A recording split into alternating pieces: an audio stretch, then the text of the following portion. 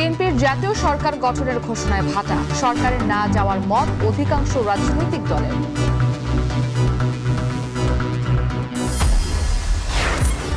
দিন দিন যানজটের নগরীতে পরিণত হচ্ছে চট্টগ্রাম। মামলা আর গাড়ি জব্দ করেও মিলছে না সমাধান।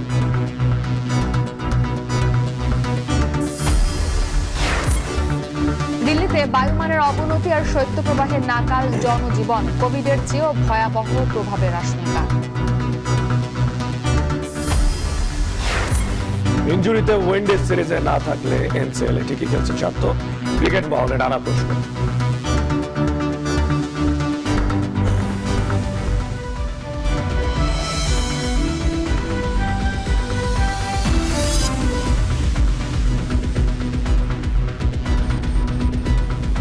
স্বাগত। এখন বাজারে পুরো আয়োজনের সঙ্গে আছি আমরা দুজন, আমি মশিউর অনিক এবং আমি ইসরাত মুক্তি। নির্বাচনের পর ফ্যাসিবাদ বিরোধী রাজনৈতিক দলগুলো নিয়ে বিএনপি জাতীয় সরকার গঠনের ঘোষণা দিলেও স্বৈরাচার বিরোধী আন্দোলনে থাকা দলগুলোর মধ্যে এ নিয়ে আগ্রহ কম দেখা যাচ্ছে। এদের মধ্যে জামায়াতের আগ্রহ নির্বাচন পূর্ব ঐক্যমত্যের সরকার গঠনে, আর যে কোনো সরকারি স্বেচ্ছাচারী হয়ে উঠতে পারে আশঙ্কায় জাতীয় সরকারে না যাওয়ার মত অধিকাংশ ছোট ছোট দলের। জাওয়াদ মাহমুদের প্রতিবেদন। শুধুমাত্র ধারণা নয়, দিন তারিখ মাস ক্ষণ সহ সুনির্দিষ্ট একটি রোড ম্যাপ তিনি আমাদের সামনে, জাতির সামনে প্রকাশ করবেন। যে আওয়ামী লীগের এবং ফ্যাসিবাদী যারা দোষর রয়েছে তাদের বিচারের আগে বাংলাদেশে কোনো ইলেকশন হবে না। একটা রোড ম্যাপ দিবেন যে কিভাবে তিনি অতি দ্রুত একটা নির্বাচনের ব্যবস্থা করবেন। রাজনৈতিক দলগুলোর মধ্য থেকে দাবি উঠেছে যে নির্বাচনের রোডম্যাপ দিতে হবে। আমরা বলছি একটা রোডম্যাপে হবে না, দুটা রোডম্যাপ দিতে হবে। জুলাই গণঅভ্যুত্থানের আগে থেকেই বিএনপি, জামায়াত সহ ফ্যাসিবাদ বিরোধী রাজনৈতিক দলগুলো সরব ছিল তত্ত্বাবধায়ক সরকার পুনর্বহাল, ভোটাধিকার ফিরিয়ে আনা ও শেখ হাসিনা সরকারের পদত্যাগের দাবিতে। গণঅভ্যুত্থানে ফ্যাসিস্ট সরকার পতন ও অন্তর্বর্তী সরকার গঠনের পর রাজনীতির মাঠে নির্বাচন, রাষ্ট্র সংস্কারের ইস্যুগুলোতে বিভিন্ন দলের নেতাদের বক্তব্যে ধরা পড়ে ভিন্ন ভিন্ন অবস্থান ও পরস্পর বিরোধী সুর। রাজনীতির মাঠে পরিস্থিতি যখন এমন, এরই মধ্যে ৫৩তম বিজয় দিবসে জাতির উদ্দেশ্যে ভাষণে নির্বাচনের সম্ভাব্য সময় ঘোষণা করেন অন্তর্বর্তী সরকারের প্রধান উপদেষ্টা ডক্টর মোহাম্মদ ইউনূস। ২০২৫ সালের শেষের দিকে নির্বাচন অনুষ্ঠান হয়তো সম্ভব হবে। এমন প্রেক্ষাপটে রাজনীতির ময়দানে চর্চা আগামী সংসদে কি ধরনের সরকার গঠন হবে তা নিয়ে। সেই মুহূর্তে আবারও আলোচনায় বিএনপির প্রস্তাবিত জাতীয় সরকার। বর্ষিয়ান রাজনীতিবিদ ও বিএনপির নীতি নির্ধারকের কাছে প্রশ্ন ছিল, কেমন জাতীয় সরকার গঠন করবে তার দল। জাতীয় সরকারের কথা বলেছি, এটাও এ কাইন্ড অফ কোয়ালিশন সরকার হবে। আমরা ডিফাইন করেছি, পরিষ্কার করেছি যে যারা বিগত স্বৈরাচার ফ্যাসিস্ট সরকারের বিরুদ্ধে আন্দোলনরত ছিল তাদেরকে সঙ্গে নিয়ে একসাথে জাতীয় সরকার গঠন করা হবে। দীর্ঘদিন ফ্যাসিবাদ বিরোধী আন্দোলন ও বিএনপির সাবেক জোটসঙ্গী জামায়াত ইসলাম বলছে, জাতীয় সরকারের ধারণাটি তাদের কাছে অস্পষ্ট। নির্বাচনের পর জাতীয় সরকার গঠনের চেয়ে নির্বাচন পূর্ব ঐক্যতে জোর দিতে দেখা গেল জামায়াতের এই নীতি নির্ধারককে। বিএনপির জাতীয় সরকারের যে প্রস্তাব, এটি আমাদের কাছে খুব পরিষ্কার না।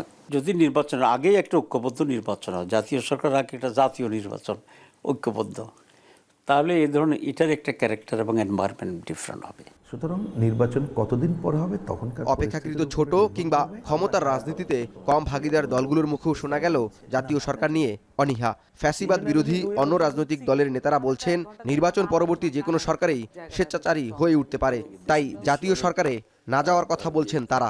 একবার ক্ষমতায় গেলে অনেক সময় দেখা যায় স্বেচ্ছাচারিতা আসতে পারে, কিন্তু পরিবেশ থেকেই যদি এই সংস্কারটা হতে পারে, সমন্বয়টা হতে পারে, জাতীয় সরকারের রূপ যদি আমরা দিতে পারি, তাহলে পরবর্তীতে আর এই সমস্যাটা থাকে না। জাতীয় সরকার খুবই একটা জটিল প্রক্রিয়া এবং অভ্যুত্থানের এত মাস পরে এই সময়ে এসে জাতীয় সরকার কিভাবে হতে পারে সেটার ব্যাপারে আসলে সকলকেই আবারও ঐক্যমত্যের ব্যাপার আছে। বিএনপির নেতৃত্বে যদি কোনো জাতীয় সরকারের কথা বলে, ওই বিএনপির যে মূল তার যে আদর্শ বা তার যে দাবিনামা বাস্তবায়নের জন্য ওই জায়গায় কমিউনিস্ট পার্টি থাকবে না। জনগণের কোঅপারেশন লাগবে, তবে জাতীয় সরকার নিয়ে রাজনৈতিক দলগুলোর পরস্পর বিরোধী অবস্থান যখন স্পষ্ট, তখন এই রাজনৈতিক বিশ্লেষকের পরামর্শ ঐক্যমত্যের ভিত্তিতে সরকার গঠন। পাশাপাশি বিএনপিকে জাতীয় সরকার নিয়ে রাজনৈতিক দলগুলোর সাথে খোলামেলা আলোচনা করার কথাও বলেন তিনি। ইলেকশনের আগে অ্যালায়েন্সে না যায় তো তারা পলিটিক্যাল যারা বিএনপি সঙ্গে জাতীয় সরকার মনে করে তারা গঠিত করতে পারে, তারা আগের থেকে আলোচনা করুক। তারা কনসেপ্টটা দিয়েছে, কিন্তু কেমন করে ফর্ম করবে, কি ফর্মুলা, সেগুলো নিয়ে তারা আলাপ করতে পারে। আপনি যদি এতগুলি সিট পান তাহলে আপনাকে এই দিব, এরকম একটা এগ্রিমেন্ট করতে পারে। আওয়ামী লীগের স্বৈরশাসনের অবসানের পর ভোট নিয়ে আগ্রহ তৈরি হচ্ছে গণমানুষে। রাজনৈতিক দলগুলো বলছে, যে প্রক্রিয়াতেই সরকার গঠন হোক, রাজনীতিতে মানুষের আস্থা ফিরিয়ে এনে ভোটমুখী করাই তাদের প্রধান কাজ। জাওয়াদ মাহমুদ, এখন, ঢাকা।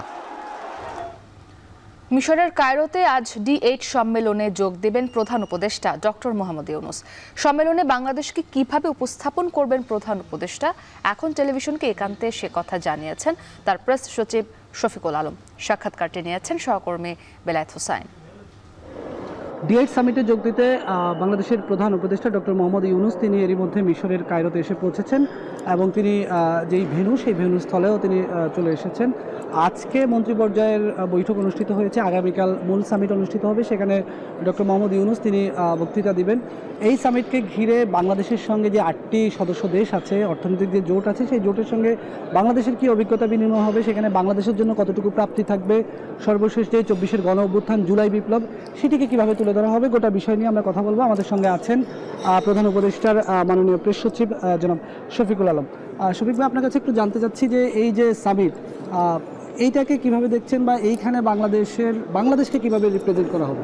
না, এটা তো আমাদের জন্য খুবই ইম্পর্টেন্ট একটা সামিট। আপনি জানেন যে প্রফেসর ইউনূস যখন উনি চিফ অ্যাডভাইজার হিসাবে ক্ষমতা নিলেন, তখন থেকে ওনার একটা ফোকাস হচ্ছে যে আমরা যে সমস্ত জায়গায় মাল্টিলেটারাল, যে সমস্ত জায়গায় আমাদের সম্পর্ক আছে, রিজিওনাল ফোরাম বা মাল্টিলেটারাল ফোরাম, ওই সমস্ত জায়গায় যাতে আমাদের ভয়েসটাকে বৃদ্ধি করা, যাতে আমাদের সম্প্রীতির যে সম্পর্কগুলো, সেই জায়গাগুলো আমরা যদি আরও জোরদার করতে পারি, যাতে আমাদের ট্রেডের নতুন নতুন এভিনিউ খুলে যায়। তো সেই আলোকে আপনি দেখেছেন যে উনি আসিয়ানের মেম্বার হওয়ার জন্য উনি যথেষ্ট চেষ্টা করছেন। আসিয়ানের প্রত্যেকটা কান্ট্রির যারা রাষ্ট্রদূত, তাদের সাথে কথা বলেছেন। আনোয়ার ইব্রাহিম এসেছিলেন, আনোয়ার ইব্রাহিমকে বলেছেন। সার্ককে রিভাইভ করার জন্য উনি আপ্রান্ত চেষ্টা করছেন, এটা নিয়ে অনেক কথাও হয়েছে। আপনি শাহবাজ শরীফের সাথে কথা হয়েছে এটা নিয়ে, এটা নেপালের প্রেসিডেন্টের সাথে কথা বলেছেন উনি, অনেকগুলো বিষয় নিয়ে। তারপরে মালদ্বীপের প্রেসিডেন্টের সাথে কথা হয়েছে। তারই একটা আলোকে এই যে D8-এর যে সামিটটা, এই D8 সামিট জানেন ডেভেলপিং 8 কান্ট্রি সামিট, এবং এরা মূলত মেজরিটি মুসলিম ন্যাশন নিয়ে। তো এইখানেও যাতে উনি হৃদ্যতা বাড়িয়ে, এইখানেও যাতে আমাদের ট্রেডের নতুন ভুবন হয়, আমাদের যাতে সম্পর্কটা অন্য লেভেলে যায়। আপনি জানেন যে গত পতিত স্বৈরাচারের সময় একের পর এক ভোট রিগিংয়ের ফলে যেটা হয়েছে যে ওই গভর্নমেন্টের লেজিটিমেসি অনেক জায়গায় ছিল না। ফলে যেটা হতো যে তার সাথে অনেকে সম্পর্ক সেভাবে উন্নয়ন করার ব্যাপারে অনেকে ইন্টারেস্টেড ছিল না।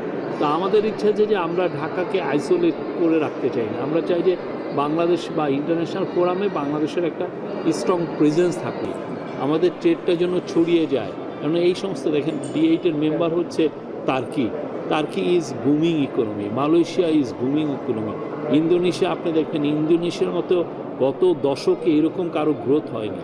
তো এদের সাথে যদি আমরা সম্পর্কটা অন্য লেভেলে নিতে পারি, তাহলে আমাদের ট্রেডের তো নতুন জায়গা এভিনিউ তৈরি হয়। বাংলাদেশের জুলাই বিপ্লবকে কিভাবে তুলে ধরবেন এই সামিটে? ও জুলাই বিপ্লব তো উনি নিজে, তো ওনাকে সবাই বরণ করে নিয়েছে এই জুলাই বিপ্লবের, পোস্ট জুলাই বিপ্লবের যে সরকার প্রধান হিসেবে। তো জুলাই বিপ্লব উনি যেভাবে দেখেছেন যে বাংলাদেশের মানুষের যে কী অভূতপূর্ব, যে আবু সাইদ মুগ্ধ যেই রেভলিউশন করলো, নাফিসারা যে রেভলিউশন করলো, সেই রেভলিউশনের গল্প উনি বলবেন। কীভাবে বাংলাদেশ একটা নন ভায়োলেন্ট ওয়েতে একটা ব্রুটাল ডিকটেটরকে কীভাবে পতন করিয়েছে, সেই বিষয়টা হাইলাইট করবে। ফিলিস্তিনের ইস্যুতে আলোচনা হবে আমরা জেনেছি, সেই ইস্যুতে এটা ফিলিস্তিনি গাজা আমরা লেবানন গাজা ইস্যুতে আলোচনা হবে, সেটা এখানে সামিটে সবাই আলোচনা করবেন আর কি। ধন্যবাদ। আমরা কথা বলছিলাম প্রধান উপদেষ্টার প্রেস সচিব জনাব শফিকুল আলমের সঙ্গে। তিনি বলছিলেন যে আগামীকাল যে মূল সামিটটি অনুষ্ঠিত হবে সেখানে ডক্টর মোহাম্মদ ইউনূস বাংলাদেশকে কীভাবে উপস্থাপন করবেন, সেখানে বাংলাদেশের জুলাই বিপ্লবকে তুলে ধরা হবে, 24-এর গণঅভ্যুত্থানকে তুলে ধরা হবে, যাদের আত্মত্যাগে এই যে নতুন একটি সরকার বাংলাদেশের দায়িত্ব নিয়েছে সেই সরকারের কার্যক্রম নিয়ে তিনি কথা বলবেন। পাশাপাশি যে সদস্য দেশগুলো আছে সেই দেশগুলোর মধ্যে যে এই যে অর্থনৈতিক জোট, এই জোটকে কিভাবে আরও ত্বরান্বিত করা যায়, নিজেদের মধ্যে আন্তঃবাণিজ্য সম্পর্ক কিভাবে বাড়ানো যায় সেই বিষয়গুলো নিয়ে কথা বলবেন। তো এই ছিল আমার কাছে এখনকার মতো। এক মাসেই প্রায় 1.5 কোটি টাকা জরিমানা, 5,000 মামলা আর 7,000 গাড়ি জব্দ করেও যানজট সামাল দেওয়া যাচ্ছে না বন্দরনগরী চট্টগ্রামে। বিশেষজ্ঞরা বলছেন একটি নগরে 25% সড়ক থাকার কথা থাকলেও চট্টগ্রাম নগরীতে আছে কেবল 10%। তার উপর যোগ হয়েছে অবৈধ যানবাহনের দৌরাত্ম্য, ফলে দিন দিন যানজটের নগরীতে পরিণত হচ্ছে চট্টগ্রাম। শোয়েব রহমানের প্রতিবেদনে বিস্তারিত। 160 বর্গ কিলোমিটারের চট্টগ্রাম সিটি কর্পোরেশন। পাহাড়, নদী, সমুদ্র বেষ্টিত এ বন্দরনগরীর সড়কের গঠন আর ব্যস্ততায় অন্য শহরের তুলনায় রয়েছে ভিন্নতা। আমদানি রপ্তানি পণ্যবাহী ট্রাক লরির আধিপত্য চলে এখানকার সড়কে, যার ফলে ট্রাফিক ব্যবস্থাপনা মুখোমুখি হয় বাড়তি জটিলতার। চট্টগ্রাম শহরও হাঁটছে ঢাকার পথেই। এক সময়কার সবুজে ঘেরা মনোরম শহর এখন যানজটে দুর্বিষহ। শুধু নভেম্বর মাসেই আটক হয়েছে 7,000 অবৈধ যানবাহন। তবে ট্রাফিক পুলিশ বলছে সাম্প্রতিক অবস্থা এতটাই বেগতিক যে আইন প্রয়োগ করেও শৃঙ্খলা ফেরানো যাচ্ছে না। এ অবস্থায় যানজট নিরসনে নতুন মেয়রের সাথে বৈঠকে বসেন পুলিশ, বাস মালিক, চালক, বিআরটিএ সহ নানা পক্ষ। মালিকরা যেটা করেন যে আমি জানি না, তুই সারাদিন গাড়ি চালাবি, বিকালবেলা সন্ধ্যাবেলায় আমাকে 2,000 অথবা 3,000 টাকা দিবি। এই 2,000-3,000 টাকার জন্য এই ড্রাইভারগুলো তখন পাগল হয়ে যাবে, অশুভ প্রতিযোগিতায় নামে। এরা একটা প্যাসেঞ্জারও মিস করতে চায় না, যার কারণে তারা আড়াআড়ি করে করে গাড়িগুলো রাখে, পিছনে তেল হয়, রাস্তায় যানজট হয়। বিশেষজ্ঞরা বলছেন একটি নগরীতে 25% সড়ক থাকা প্রয়োজন, সেখানে চট্টগ্রামে আছে মাত্র 10%। নেই পর্যাপ্ত পার্কিংও। এছাড়া সড়কের গোলচত্বর সঠিক নিয়মে তৈরি হয়নি। সংকট নিরসনে কোম্পানি ভিত্তিক গণপরিবহন ব্যবস্থা চালুর দাবি বিশেষজ্ঞদের। বাস রুট রেশনালাইজেশন বা ফ্র্যাঞ্চাইজি করার মাধ্যমে কিন্তু চাইলে আমরা যানজট অনেকটু কমাতে পারি। পাশাপাশি হচ্ছে যে এখানে রাস্তাঘাট অনেকগুলো অনেক সরু এবং অনেক অনিবন্ধিত যান, ব্যাটারিচালিত রিক্সা আমার চলাচল করছে। এগুলোকে নিয়ন্ত্রণ করা, এগুলোকে মেইন রোডে চলাচল করতে না দিলে দেখা যাবে যে কিছুটা আমরা যানজট নিয়ন্ত্রণ করতে পারবো। এ অবস্থায় নগরীর যানজট নিরসনে প্রধান সড়কে ব্যাটারি রিকশার চলাচলে নিষেধাজ্ঞা দিয়েছে চট্টগ্রাম সিটি কর্পোরেশন। এছাড়াও নগরীর সড়কের পাশের খালি জায়গায় বেসরকারি ব্যবস্থাপনায় পার্কিং চালুর কথা ভাবছে সংস্থাটি। কার পার্কিং, দিনের বেলায় কার পার্কিং থাকবে সেটা আমাদের কর্পোরেশনের জন্য একটা আমরা একটা বোধহয় সেটা কিছু বেনিফিটেড হব। আর রাতের বেলায় তারা ওই জায়গাটাকে একটা ছোট ছোট দোকান হিসাবে, যেগুলো এখন রাস্তায় বসছে, সেগুলোকে মার্কেট হিসাবে তারা ব্যবহার করতে পারছে। এই টাইপের একটা চিন্তা আমাদের মধ্যে আছে। ফ্লাইওভারগুলো আছে সেখানে নিজ জায়গায় যেগুলো বেশ স্পেশাস আছে, সেই জায়গাগুলোতে আমরা চিন্তা ভাবনা করছি। অন্য অন্য জায়গায় বেশি স্পেশাস না, সেগুলোতে শুধু পার্কিং হিসাবে সেগুলো হয়তো চিন্তা ভাবনা থাকবে। অতিরিক্ত যানবাহন আর যানজটে চট্টগ্রাম শহরে গাড়ির গড় গতি নেমেছে মাত্র 5 কিলোমিটারে, যা এক যুগ আগেও ছিল 21 কিলোমিটার। শোয়েব রহমান, এখন চট্টগ্রাম। প্রায় 2 বছর ধরে নতুন ভবন তৈরির নকশা অনুমোদন দিচ্ছে না বরিশাল সিটি কর্পোরেশন। এতে আবাসন খাত এবং ব্যক্তি পর্যায়ের ভবন নির্মাতারা পড়েছেন বিপাকে। চরম মন্দাভাব নির্মাণ সামগ্রীর ব্যবসাতেও। আর এ খাতে বিনিয়োগ পিছিয়েছে 2,500 কোটি টাকা। আমিনুল ইসলামের ছবিতে ফেরদৌস সোহাগের প্রতিবেদন। রাজধানীর সাথে সড়ক যোগাযোগ উন্নয়নের পর চাঙা হয় বরিশালের আবাসন খাত। ভবন নির্মাণে আগ্রহী হয়ে ওঠেন আবাসন ব্যবসায়ীদের পাশাপাশি ব্যক্তি পর্যায়ের জমির মালিকরা। সব নিয়ম মেনে সিটি কর্পোরেশনে ভবনের নকশা অনুমোদনে নথি জমা দেয় তারা, কিন্তু প্রায় 2 বছর ধরে অজ্ঞাত কারণে নকশা অনুমোদন না দিয়ে কর্পোরেশনের গড়িমসি করার অভিযোগ ভুক্তভোগীদের। আমার নিজ জায়গায় 10তলা ভবনের জন্য কাগজপত্র এবং রাজস্ব আমি জমা দিয়েছি সিটি কর্পোরেশনে। 1.5 বছর যাবৎ এ টেবিলে ওই টেবিলে ঘুরতেছি, আমি প্ল্যানটা এখনো হাতে পাইনি। 1 বছর হয় সিটি কর্পোরেশনের একটা প্ল্যান জমা দেয়, সমস্ত কাগজপত্র জমা দেওয়া হয়েছে, প্লাস যেখানে যে টাকা জমা দেওয়া সেটাও আমি দিছি, কিন্তু তারা এই 1 মাস পর হবে, 15 দিন পর, এরকম করে আমি প্রতি মাসেই এখানে আসতেছি। 16 মাস হয়ে গেল। আমি আজকে একটু আগেও সিটি কর্পোরেশনে ঢুকলাম, কিন্তু তারা কোনো সদুত্তর দিতে পারতেছে না আমার প্ল্যানটা কবে পাস হবে। বরিশাল সিটি কর্পোরেশন নূতন ভবন নির্মাণের প্ল্যান অনুমোদনের ক্ষেত্রে প্রায় 2 বছর যাবৎ গড়িমসি করছে। সাবেক মেয়র সাদিক আবদুল্লাহ এবং খোকন শ্রীনিবাদ এর আমলে যে প্ল্যানগুলো জমা হয়েছে তার অধিকাংশ প্ল্যানই এখনও অনুমোদন হয় নাই। নগরীর মুসলিম গোরস্থান রোডের এই বাড়িতে জমির পরিমাণ 7.5 শতক। এখানে মালিকানায় রয়েছেন 12 জন। একটি 10তলা ভবন নির্মাণের নকশা অনুমোদনের জন্য সিটি কর্পোরেশনে আবেদন জানানো হয়েছে এখন থেকে 20 মাস আগে, কিন্তু সেটি এখনও হাতে পাননি তারা। এরকম ভুক্তভোগী বরিশাল নগরীতে অসংখ্য। এ সমস্যার দ্রুত সমাধান দাবি করেছেন ভুক্তভোগীরাই। বিগত এই সময়ে শত শত ভবন নির্মাণে নকশা অনুমোদনে আবেদন জমা পড়ে, তবে অনুমোদন না পাওয়ায় এই খাতে 2,500 কোটি টাকার বিনিয়োগ পিছিয়েছে বলে জানান বরিশাল ডেভেলপার্স অ্যাসোসিয়েশনের সাধারণ সম্পাদক।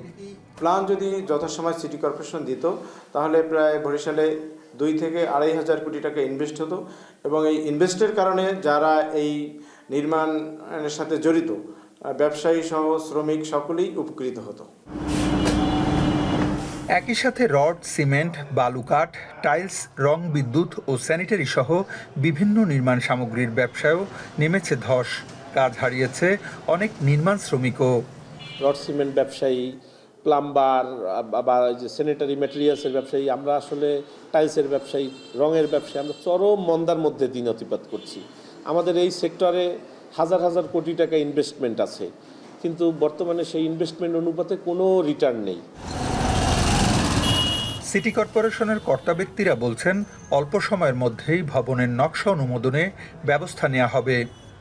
মিটিং করব, মিটিং করার পরে আর কি পর্যায়ক্রমে আমরা ছেড়ে দেবো, এখানে আটকে রাখবো না। ইমারত নির্মাণ বিধিমালা একটা আছে 1996 অনুযায়ী যদি আমরা প্ল্যানটা হয় তাহলে আর কি একটু সুবিধা হয়, কিন্তু বেশিরভাগ দেখা গেলো আবেদনগুলোই তারাই 1996 সালে যে ইমারত নির্মাণ বিধিমালা আছে সেই বিধিমালা ভিতরে পড়ে না। আইনি জটিলতা হোক বা অন্য কোনো কারণ হোক, সেটা আমি এত খতিয়ে দেখিনি।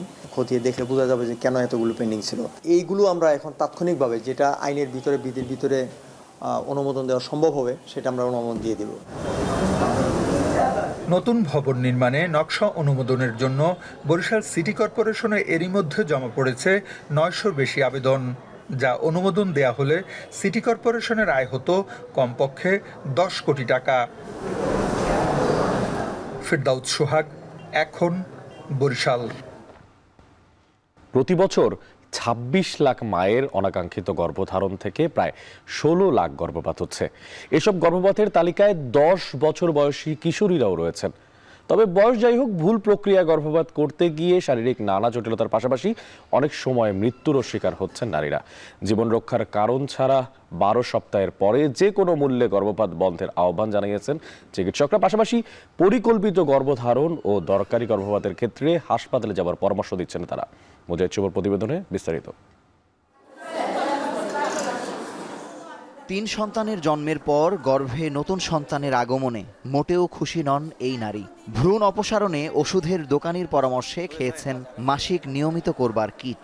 মাস পেরোলেও বন্ধ হয়নি রক্তক্ষরণ। সমস্যা সমাধানে বাধ্য হয়ে এসেছেন মোহাম্মদপুর ফার্টিলিটি সেন্টারে। এমএম কিটটা আমি আর কি খাইছিলাম, তারপরে আমার আর কি ব্লাড হচ্ছিল, হওয়ার পর আর কি পুরোটা আর কি ক্লিয়ার হয়নি। তাহলে আসলাম কি এখন আমি বুঝতে পারতেছি যে আমার তো সমস্যাটা রয়েই গেছে। দেশে গর্ভপাত বেআইনি, তাই যারা অনাকাঙ্ক্ষিত ভ্রূণ নষ্ট করতে চান তাদের একটি বড় অংশ অদক্ষ হাতে বা নিজে নিজে ওষুধ সেবনের মাধ্যমে সমস্যার সমাধান করবার চেষ্টা করেন, আর এতেই ঘটে যায় বিপত্তি। অনিরাপদ গর্ভপাত দেশে মাতৃমৃত্যু হার বাড়াচ্ছে বলেও মত বিশেষজ্ঞদের। হাসপাতালগুলোতে কিন্তু এ করার মতো প্রশিক্ষণপ্রাপ্ত নার্স আছে, ডাক্তার আছে, তাদের কাছে যাবে, কিন্তু অবশ্যই কারো ঘরের মধ্যে তার ঘরে যেন এই জিনিসটা না হয়। কারণ সে হয়তো এমআর করলো, এমআর মানে কি তার কিন্তু গর্ভপাতই করানো হলো, কিন্তু এইটা এমন পর্যায়ে গেল পরবর্তীতে দেখা গেল যে তার ইনফেকশন হয়, সেপটিক অ্যাবর্শন হয়, তারপরে হলো যে তার সেপ্টিসিমিয়া হয়ে শেষ পর্যন্ত রোগীটা যখন আমাদের কাছে আসে তার জীবনও বাঁচানো সম্ভব হয় না। যুক্তরাষ্ট্রভিত্তিক সংস্থা গাটমাকার ইনস্টিটিউটের তথ্যে দেশে প্রতি বছর গড়ে 53,30,000 গর্ভধারণ হয়, এর মধ্যে প্রায় 26 লাখই অনাকাঙ্ক্ষিত, যে কারণে প্রায় 16 লাখ গর্ভপাতের ঘটনা ঘটে প্রতি বছর। দেশের সকল সরকারি হাসপাতালে এমআর সার্ভিস নামে বিজ্ঞানসম্মতভাবে গর্ভপাত করানো হলেও যেখানে সেখানে এই সেবা নিতে গিয়ে চরম শারীরিক বিপর্যয়ের মধ্যে পড়েন নারীরা। এমআরএম হবে না, এটা ডিএনসি বা প্যাক হবে, হ্যাঁ, সেই পদ্ধতিগুলো কিভাবে আমরা এটা ইভ্যাকুয়েট করি সেগুলো ডিটেইলিং বলতে থাকি। এমআরটা হলো একটা লাইভ, আর ইনকমপ্লিট হলো মনে করেন সে অন্য কোনো জায়গায় সার্ভিসটা নিয়েছে অথবা নিজে নিজে যে কোনো ডিসপেন্সারি থেকে সে ওষুধ খেয়ে আসছে অথবা অন্য আনস্কিল অদক্ষ কর্মীর কাছেও গিয়েছে, ওইরকম কমপ্লিট হয়নি বা একদম পেশেন্ট একদম নিউ, যে টোটাল একজনের কাছ থেকে শুনে আসছে, সব রকমের পেশেন্টদেরকেই আমরা সার্ভিসটা দিয়ে থাকি। এদিকে SVRS 2023-এর তথ্য মতে গর্ভপাত করা মায়েদের বয়স 10 থেকে 49 বছর পর্যন্ত। এক্ষেত্রে 14 ও 45 বছর বয়সী মায়েদের মধ্যে মেয়ে ভ্রূণ নষ্টের প্রবণতা বেশি। এই বয়সে গর্ভপাত করা ভ্রূণের প্রায় 9% ছেলে আর 14% মেয়ে শিশুর। সেক্ষেত্রে আল্ট্রাসনোগ্রামে ছেলে মেয়ের লিঙ্গ প্রকাশ না করার আহ্বান বিশেষজ্ঞদের। 12 সপ্তাহ পরে কোনো অ্যাবর্শন এটা চিন্তাই করা উচিত না। এটা একটা বিশেষ কারণ, 12 সপ্তাহের সময় কিন্তু একটা বাচ্চা, সে কিন্তু সম্পূর্ণ রকম একটা মানুষ, একটা ছোট মানুষ, তার কিন্তু সমস্ত অঙ্গ প্রত্যঙ্গ সব ডেভেলপ করে গেছে। সুতরাং আমি একটা বাচ্চাকে, তার মানে কি আমি গর্ভপাত নয়, আমি একটা জীবনকে মেরে ফেললাম। ধর্মীয়ভাবে যদি চিন্তা করি বা আমাদের সামাজিক প্রথায় যদি চিন্তা করি, আমাদের দেশে না, আসলে কিন্তু তারা কোনো দেশেই নাই। মায়ের জীবন রক্ষার কারণ ছাড়া বাংলাদেশে গর্ভপাত আইনত দণ্ডনীয় অপরাধ, যদিও এটি কেবল খাতা কলমেই বিদ্যমান। তবে কারণ যাই হোক না কেন, অনাকাঙ্ক্ষিত গর্ভপাত কমাতে না পারলে নারীদের শারীরিক জটিলতা বা কোনো কোনো ক্ষেত্রে অনাকাঙ্ক্ষিত মৃত্যু ঠেকানো সম্ভব নয় বলে মনে করছেন বিশেষজ্ঞরা। মুজাহিদ শুভ, এখন, ঢাকা। পৌষের শুরু থেকে সারা দেশে অনুভূত হচ্ছে তীব্র শীত। দিনে তাপমাত্রা কিছুটা বাড়লেও সন্ধ্যা থেকে সকাল পর্যন্ত হিমেল হাওয়া ও ঘন কুয়াশায় ভোগান্তি বাড়ছে ছিন্নমূল ও খেটে খাওয়া মানুষের, বাড়ছে ঠান্ডাজনিত নানা রোগ। এটি আরও জানাতে সিরাজগঞ্জ থেকে যুক্ত হয়েছেন রিফাত রহমান। রিফাত, জানতে চাই যে শীতে জনজীবনে কি প্রভাব পড়েছে জানাবেন, একই সঙ্গে শ্রমজীবী ও ছিন্নমূল মানুষ যারা রয়েছেন তাদের ভোগান্তির বিষয়ে একটু বিস্তারিত জানতে চাই।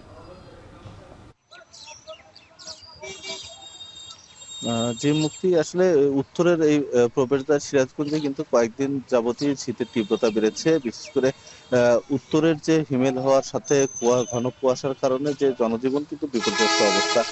আপনাকে জানিয়ে রাখি যে আজকে সিরাজগঞ্জের যে বাঘাবাড়ি আবহাওয়া কেন্দ্র রয়েছে সেখানে কিন্তু ভোর 6টায় 12.6 ডিগ্রি সেলসিয়াস তাপমাত্রা সর্বনিম্ন রেকর্ড করা হয়েছে এবং দিনের বেলায় শীত কিছুটা অনুভব কম হলেও সন্ধ্যা নামার সাথে সাথে কিন্তু শীতের তীব্রতাটা বেড়ে যায়। পাশাপাশি কুয়াশার কারণে কিন্তু যারা খেটে খাওয়া মানুষ রয়েছে তারা কিন্তু বিপাকে থাকে সকাল থেকে 8টা-9টা পর্যন্ত ঘন কুয়াশা থাকে, যে কারণে আসলে যারা শ্রমজীবী মানুষ রয়েছে তাদের কিন্তু কর্মঘণ্টা কমে এসেছে। তারা আসলে যেভাবে কাজ করে সেভাবে কিন্তু তারা আসলে কাজ করতে পারছে না, কারণ ঠান্ডার যে হিমেল হাওয়া তাতে করে কিন্তু হাত জমে যাচ্ছে, যে কারণে কাজ করতে পারছে না। পাশাপাশি যেহেতু যমুনা পাড়ের জেলা সিরাজগঞ্জ, সে কারণে সিরাজগঞ্জে সবসময় কিন্তু শীত বেশি অনুভব হয়, যে কারণে এই মানুষগুলোর কিন্তু কষ্ট, এই শীত বাড়লে কিন্তু কষ্টটা বেড়ে যায়। আমি কয়েকজন খেটে খাওয়া মানুষের সাথে কথা বলেছি, তারা যেটি জানিয়েছেন যে আসলে তারা এই যে শীতের তীব্রতা বাড়ার সাথে সাথে তারা কিন্তু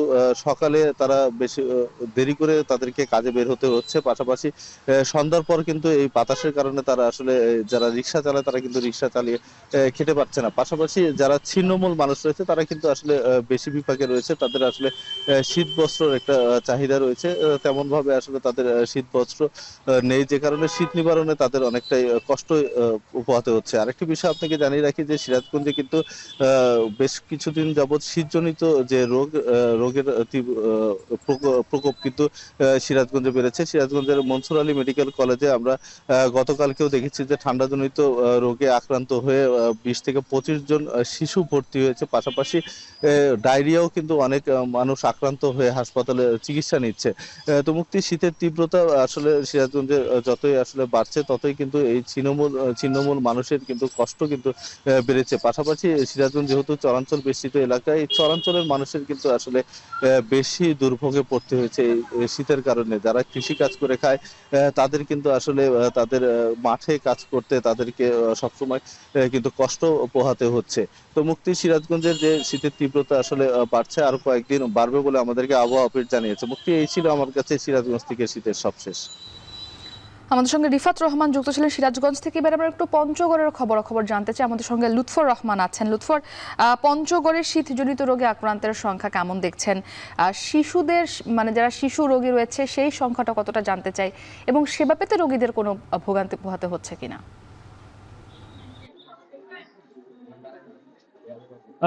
মুক্তি, আপনি জানেন পঞ্চগড়ে কিন্তু শীতের প্রকোপ একটু বেশি।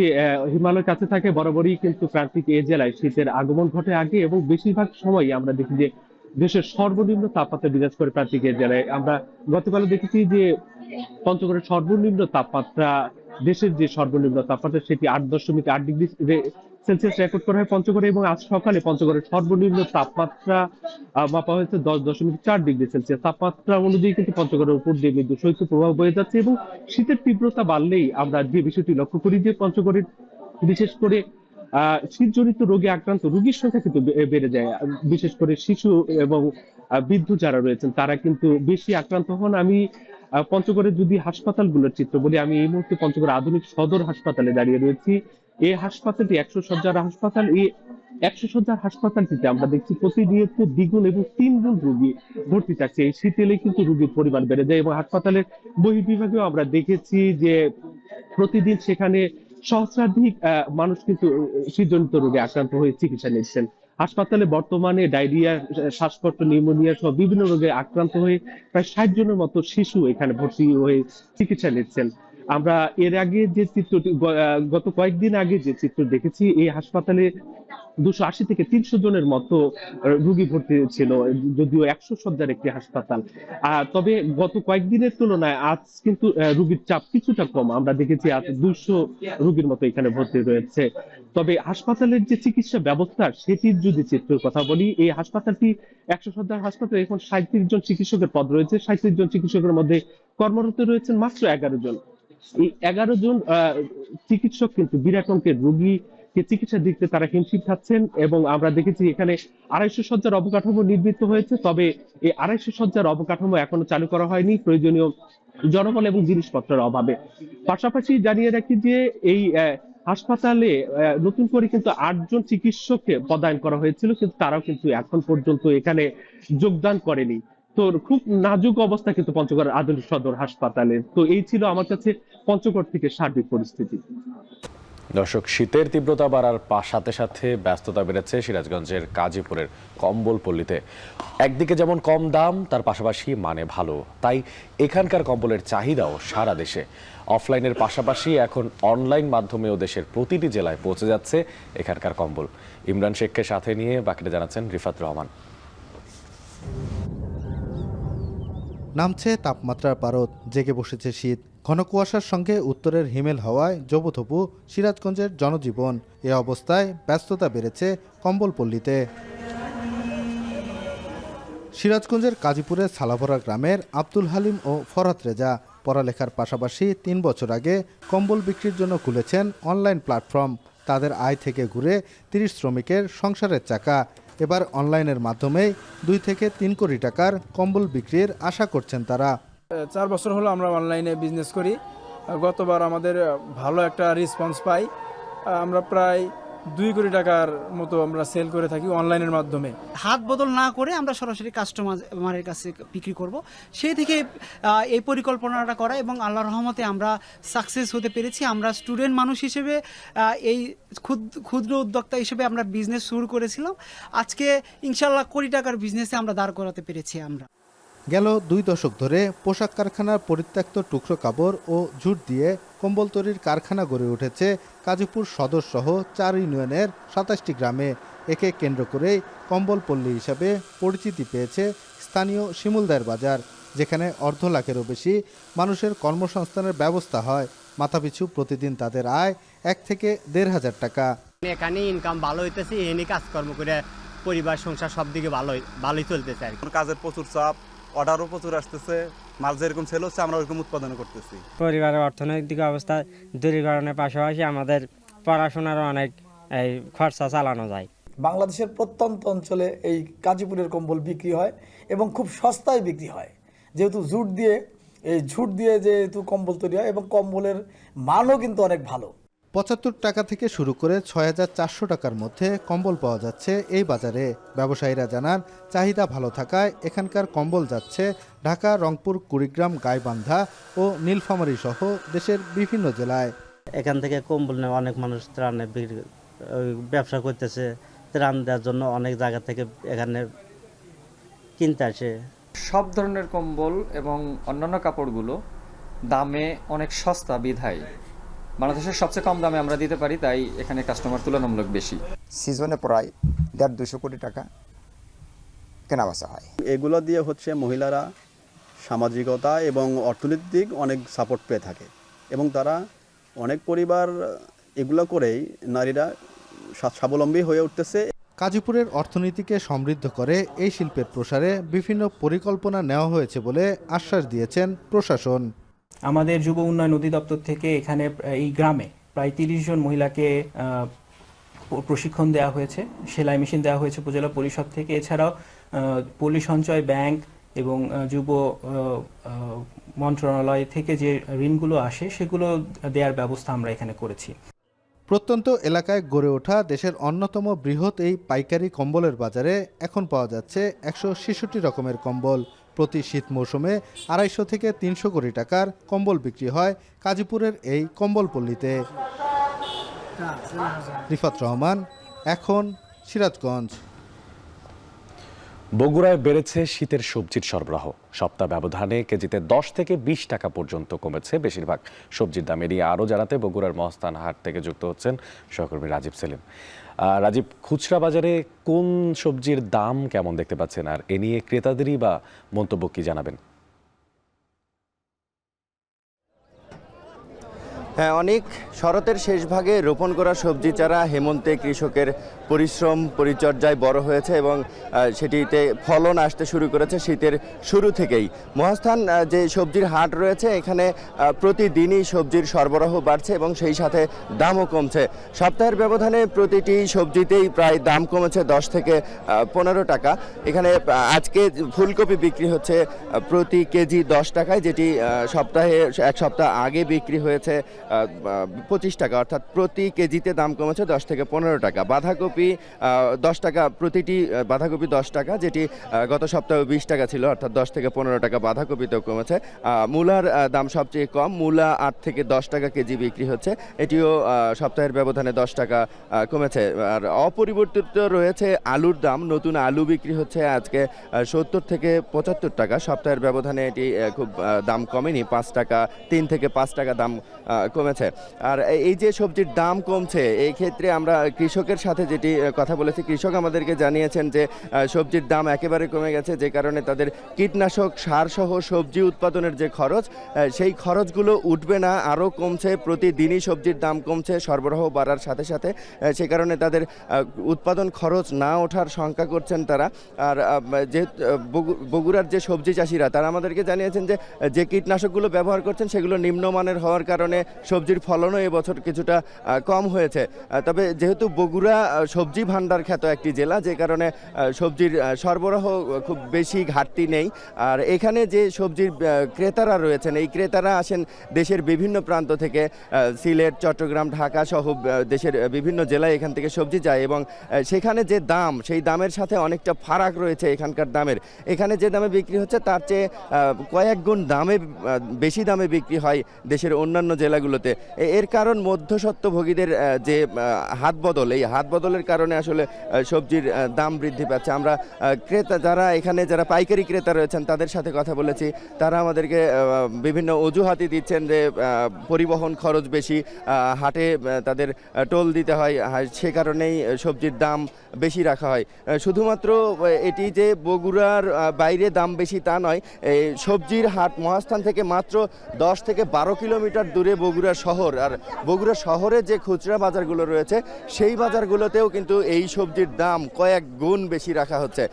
এই ছিল আমার কাছে বগুড়া থেকে সবজির বাজারের সব শেষ। অনেক প্রায় 1.5 মাস ধরে ভারতের রাজধানী নয়াদিল্লিতে বায়ুমানের চরম অবনতি আর সাম্প্রতিক শৈত্যপ্রবাহে নাকাল জনজীবন। বায়ুমান পর্যবেক্ষণকারী প্রযুক্তি প্রতিষ্ঠান আইকিউ এয়ার ইন্ডেক্সের তথ্য বলছে, মঙ্গলবার রাতে নয়াদিল্লির বায়ুমান ছিল 617, যা স্বাস্থ্যের জন্য অত্যন্ত বিপজ্জনক। এদিন রাজধানীর কোথাও কোথাও বায়ুমান 800 ছাড়াতে দেখা গেছে। সতীর্থ কর্মকারের প্রতিবেদন। ডিসেম্বরের সকাল, সূর্য উঁকি দিচ্ছে আকাশে। এই দৃশ্য দেখে যদি মনে করেন আর 5টা শীতের সকালের মতো কুয়াশার চাদরে ঢেকে আছে ভারতের রাজধানী নয়াদিল্লি, তাহলে ভুল করবেন। ফসলের আগাছা পোড়ানোর বিষাক্ত ধোঁয়া আর কুয়াশার সাথে মিলে তৈরি হয়েছে ধোঁয়াশার এই পুরো আস্তরণ বা স্মগ। রাজধানী নয়াদিল্লির বায়ুমান আরও তলানিতে পৌঁছে দিতে ভূমিকা রাখছে যানবাহন আর কলকারখানা থেকে নির্গত কালো ধোঁয়ার দূষণও। अब पोल्यूशन तो सर ये अब लाइलाज बीमारी हो गई है यहाँ दिल्ली के लिए खासकर, और हर साल का ये प्रॉब्लम है। ये तो है नहीं कि इस साल ही है, पिछले साल भी था, उससे पिछले साल भी था और अब आगे भी रहेगा। इसका कोई इलाज नहीं है। आँख में जलन होती है, सांस लेने में भी दिक्कत होती है, गले में जो है ना थोड़ा खांसते हैं जब सुबह सुबह बहुत ज़्यादा दिक्कत आती है, बलगम काला काला एकदम आता है। ঘন কুয়াশার কারণে যান চলাচল যেমন ব্যাহত হচ্ছে, তেমনি বাড়ছে স্বাস্থ্য ঝুঁকিও। শ্বাস প্রশ্বাসের সমস্যা, কাশি, বুকে কফ জমে যাওয়া, এমনকি চোখ জ্বালাপোড়া নিয়েও ভুগছেন দিল্লিবাসী। রাজধানীবাসীর ভোগান্তি বাড়াতে যোগ হয়েছে শীতের তীব্রতাও। মঙ্গলবার সকালে নয়াদিল্লির তাপমাত্রা 6 ডিগ্রি সেলসিয়াসেরও নিচে নেমে আসে। একই দিনে স্থানীয় সময় দুপুর 12টায় নয়াদিল্লির বায়ুমান ছিল 424 AQI। রাত বাড়ার সাথে সাথে যা পৌঁছে যায় 613-তে। বায়ুমান আর শৈত্যপ্রবাহের পরিসংখ্যানই বলে দেয় কতটা ঝুঁকিপূর্ণ অবস্থায় বাস করছে দিল্লিবাসী। পরিস্থিতির গুরুত্ব বিবেচনায় নিয়ে সোমবার থেকে 5ম শ্রেণী পর্যন্ত অনলাইন ও অফলাইনে সব ধরনের ক্লাস কমিয়ে আনার নির্দেশ দিয়েছে দিল্লি প্রশাসন। পরবর্তীতে 10ম থেকে দ্বাদশ শ্রেণী ব্যতীত সব শ্রেণীর ক্লাস শিডিউল শিথিল করা হয়েছে। এছাড়া সরকারি কর্মকর্তারা শুরুতে কর্মঘণ্টা কমানোর দাবি করলেও পরে 50% কর্মীকে বাড়ি থেকে অফিস করার অনুমতি প্রদানের আর্জি জানান। এমন বাস্তবতায় মঙ্গলবার আবারও কঠোর দূষণ নিয়ন্ত্রণ ব্যবস্থা চালুর ঘোষণা দিয়েছে দিল্লি সরকার। সরকারি নিষেধাজ্ঞার অধীনে সব ধরনের নির্মাণ এবং ভাঙার কাজ আপাতত বন্ধ রাখতে বলা হচ্ছে। এছাড়াও দিল্লির বায়ু দূষণ নিয়ে চাঞ্চল্যকর তথ্য দিয়েছে বিবিসি। শীর্ষ সংক্রামক বিশেষজ্ঞদের সাথে কথা বলে বিবিসি জানাচ্ছে, ভারতের এই বিষাক্ত বাতাস কোভিড-19 মহামারীর চেয়েও বড় প্রভাব ফেলতে পারে জনস্বাস্থ্যে। সতীর্থ কর্মকার, এখন বিশ্ব। আসাদ সরকার পতনের পর যুদ্ধ বিধ্বস্ত সিরিয়ার স্থিতিশীলতা ফেরাতে একসঙ্গে কাজ করতে সম্মত হয়েছে তুরস্ক ও লেবানন। লেবাননের অন্তর্বর্তী প্রধানমন্ত্রী নাজিব মিকাতির সঙ্গে বৈঠক করেন তুরস্কের প্রেসিডেন্ট রিসেপ তাইয়েপ এরদোয়ান। দেশ দুটোর গুরুত্বপূর্ণ প্রতিবেশী হিসেবে সবাইকে একসঙ্গে কাজ করার আহ্বান জানানো হয়। এই সময় প্রধানমন্ত্রী নাজিব মিকাতি বলেন, লেবাননের নিরাপত্তা ও গাজায় শান্তি প্রতিষ্ঠার চাবিকাঠি হচ্ছে সিরিয়ায় স্থিতিশীলতা ফেরানো। সিরিয়া থেকে ইসরায়েলি সেনাদের প্রত্যাহারের দাবি জানান তিনি। এদিকে তুর্কি প্রেসিডেন্ট বলেছেন, সিরিয়া এক নতুন যুগে প্রবেশ করেছে, প্রতিবেশী হিসেবে সবাইকে একসঙ্গে কাজ করতে হবে।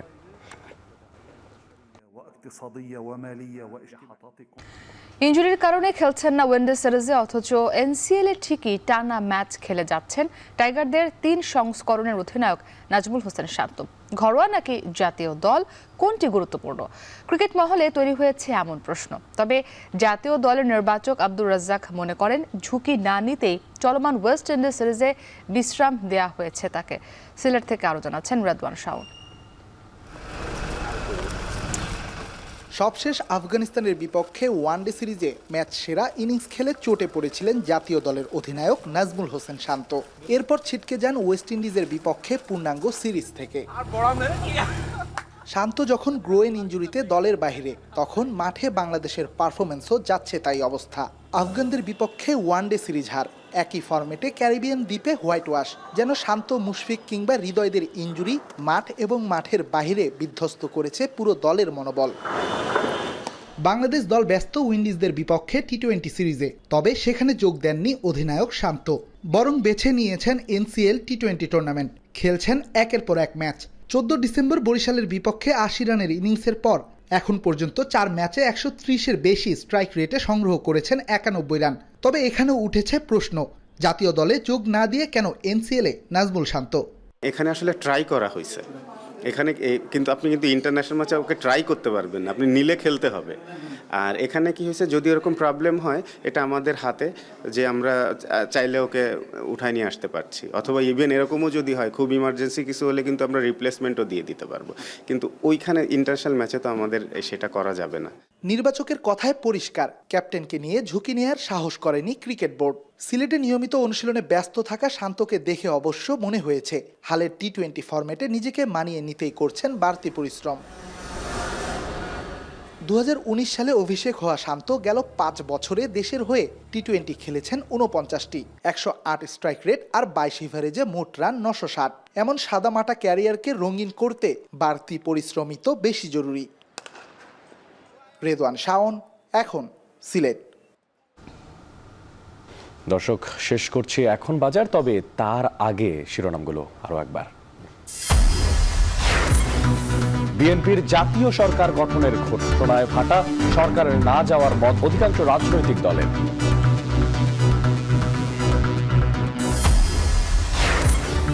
দিন দিন যানজটের নগরীতে পরিণত হচ্ছে চট্টগ্রাম, মামলা আর গাড়ি জব্দ করেও মিলছে না সমাধান।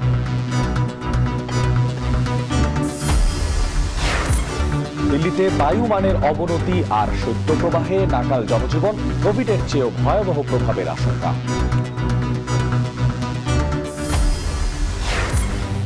এবং ইনজুরিতে ওয়ানডে সিরিজে না থাকলেও এনসিএল এ ঠিকই খেলছেন শান্ত, ক্রিকেট মহলে নানা প্রশ্ন।